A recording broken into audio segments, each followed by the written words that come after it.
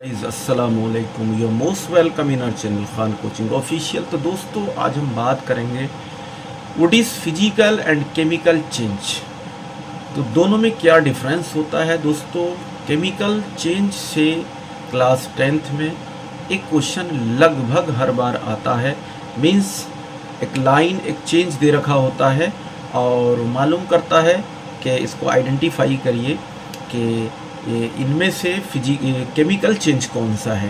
तो हम कैसे आइडेंटिफाई करेंगे कि केमिकल चेंज कौन सा है। तो दोस्तों, इसके लिए एक ट्रिक, एक की पॉइंट सिर्फ यही है कि अगर किसी भी चीज़ में हम चेंज कर रहे हैं, चेंज करने के बाद अगर वो चीज़ हमें वापस यानी रिवर्स मिल जाती है तो वो चेंज हमारा फिजिकल चेंज होता है।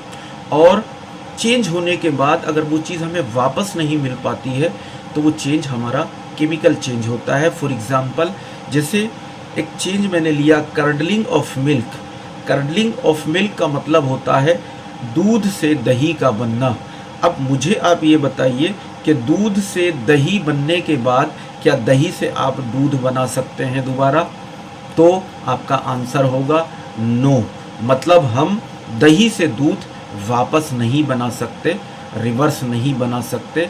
इसका मतलब ये चेंज हमारा केमिकल चेंज हुआ। एक एग्जांपल और बोल रहा हूँ मैं आपके सामने। जैसे मैंने बोला conversion of ice into water, मतलब बर्फ़ का वाटर में चेंज होना। बताइए कैसा चेंज होगा? फिजिकल चेंज होगा कि केमिकल चेंज होगा? अगर मुझे वापस वही चीज़ मिल जाती है तो मेरा फिजिकल चेंज होगा, और वापस वही चीज़ नहीं मिलती है तो ये हमारा केमिकल चेंज होगा। तो हमने आइस से यानी बर्फ़ से वाटर बना दिया। जब आइस को हम हीट करते हैं तो आइस हमारा वाटर में चेंज हो जाता है, और जब वाटर को हम कूल करते हैं तो वापस से हमारा वाटर आइस में कन्वर्ट हो जाता है। तो इट मीन्स ये हमारा एक फिजिकल चेंज हुआ। और एग्जाम्पल देखिए दोस्तों, जैसे रस्टिंग ऑफ आयरन, बड़ा इंपॉर्टेंट एग्जाम्पल है। रस्टिंग ऑफ आयरन मतलब होता है लोहे पर जंग लगना। बताइए कैसा चेंज होगा? फिजिकल चेंज होगा कि केमिकल चेंज होगा? तो दोस्तों, ये हमारा एक केमिकल चेंज है। रस्टिंग ऑफ आयरन का मतलब लोहे पर जंग लगना। लोहे पर जब जंग लग जाती है, रस्ट लग जाती है, तब वापस हम उससे फ्रेश आयरन को प्राप्त नहीं कर सकते, गेन नहीं कर सकते। इसलिए ये हमारा एक केमिकल चेंज हुआ। और नेक्स्ट देखिए दोस्तों, अदर एग्जाम्पल, जैसे मैंने बोला आपके सामने राइपनिंग ऑफ फ्रूट्स। राइपन का मतलब होता है पकना, मतलब राइपनिंग ऑफ फ्रूट्स का मतलब हो गया फलों का पकना। तो क्या आप फलों को पकाने के बाद, मतलब फल पकने के बाद वापस से कच्चे हो सकते हैं? तो आपका आंसर होगा नो सर, कच्चे नहीं हो सकते पकने के बाद। तो हमारा कैसा चेंज हुआ? केमिकल चेंज हुआ। तो केमिकल चेंज वही चेंज होते हैं दोस्तों जो वापस मतलब अपनी इनिशियल स्टेट में नहीं आ सकते। मतलब हम कहें तो ऐसा कह सकते हैं कि chemical change are permanent change. मतलब एक बार जो चेंज हो जाता है वो हमेशा के लिए हो जाता है, वो रिवर्स नहीं होता। और दूसरी लाइन में इसमें ये भी बोल सकता हूँ कि it is an reversible change, irreversible change. तो ये इरिवर्सिबल चेंज होता है, मतलब वापस नहीं आ सकता। इसके अलावा और भी एग्जाम्पल हैं दोस्तों, आइडेंटिफाई करके मुझे बताइए कि ये कैसा चेंज होगा। मैंने बोला टीयरिंग ऑफ पेपर। टीयर का मतलब फाड़ना होता है। एक कॉपी का पेज लिया आपने, टीयरिंग ऑफ पेपर, पेपर का फाड़ना। बताइए कैसा एग्जाम्पल होगा? फिजिकल चेंज का एग्जाम्पल होगा कि केमिकल चेंज का एग्जाम्पल होगा? तो भाई पेपर फटने के बाद वो स्मॉल पीसीज में हो सकता है, लेकिन पेपर ही रहता है, वापस से फिर वही पेपर ही रहता है। तो हमारा ये एक फिजिकल चेंज हुआ। एक एग्जाम्पल और मैं दे रहा हूँ आपके सामने, मेल्टिंग ऑफ वैक्स। मतलब जैसे कैंडल जलती है, वैक्स की बनी होती है, मोम की बनी होती है। तो वैक्स मेल्ट होने के बाद, मतलब मेल्टिंग ऑफ वैक्स, वैक्स का मेल्ट होना कैसा चेंज है? तो दोस्तों, ये भी एक हमारा फिजिकल चेंज है, क्योंकि वैक्स होने के बाद भी, मेल्ट होने के बाद भी वैक्स हमारा वैक्स ही रहता है। अनदर चेंज अगर मैं कहूँ आपसे कि cooking of food, cooking of food, मतलब खाने का पकना।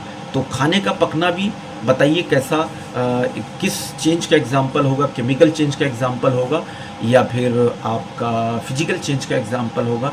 तो क्या खाना पकने के बाद वापस से, सपोज आपने चावल बनाए, ठीक, दाल बनाई, और पकने के बाद क्या आप वापस से कच्चे चावल या कच्ची दाल बना सकते हैं? तो आपका आंसर होगा नो।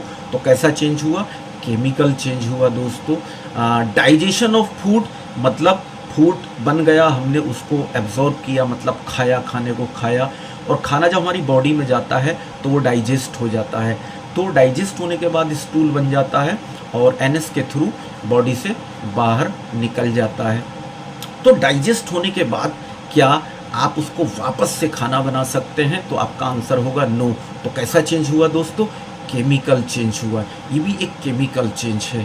तो अगर कोई चेंज मतलब वापस नहीं आ सकता, अगर कोई भी सब्सटेंस में हम चेंज कर रहे हैं और अगर वो अपनी इनिशियल स्टेट में वापस आ सकता है तो हमारा फिजिकल चेंज होता है, और अगर हम उसको उसकी इनिशियल स्टेट में वापस नहीं ला सकते तो हमारा केमिकल चेंज होता है। तो अगर हम देखें बुकिश नॉलेज के हिसाब से, अकॉर्डिंग टू बुक, तो मैं डिफाइन कर सकता हूँ फिजिकल चेंज को। तो फिजिकल चेंज क्या होता है दोस्तों?